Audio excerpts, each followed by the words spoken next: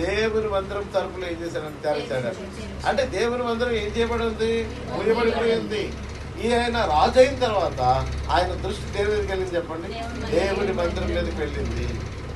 దేవుని మందిరాన్ని గురించినటువంటి ఆలోచన కలిగి ఉన్నాడు. దేవుని మందిరాన్ని గురించినటువంటి శ్రద్ధ కలిగిన వాడుగా ఉన్నాడు. దేవుని మందిరాన్ని గురించి బాధ్యత గలవాడుగా ఉన్నాడు. తన ఇంటిని గురించి కానీ తన కుటుంబాన్ని గురించి కానీ ఆలోచన చేయలేదు, కానీ దేవుని మందిరం గురించి ఆలోచన కలిగి ఉన్నాడు. ఎవరైతే దేవుని మందిరం గురించి శ్రద్ధ కలిగి ఉంటారో, మరి భారము కలిగి ఉంటారో వారిని దేవుడు ఆశీర్వదిస్తాడు. హల్లెలూయా. వారిని దేవుడు దీవిస్తాడు.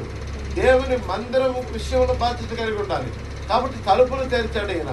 అప్పటి వరకు మందిరం తలుపులు మూయబడిపోయి అంధకారం, చీకటి, ఎవరు వెళ్ళట్లేదు, దీపాలు వెలిగించట్లేదు, దూపాలు వేయట్లేదు, బలులు అర్పించట్లేదు, ప్రార్థనలు జరగట్లేదు, ఆరాధనలు జరగట్లేదు, మూయబడిపోయింది మందిరం.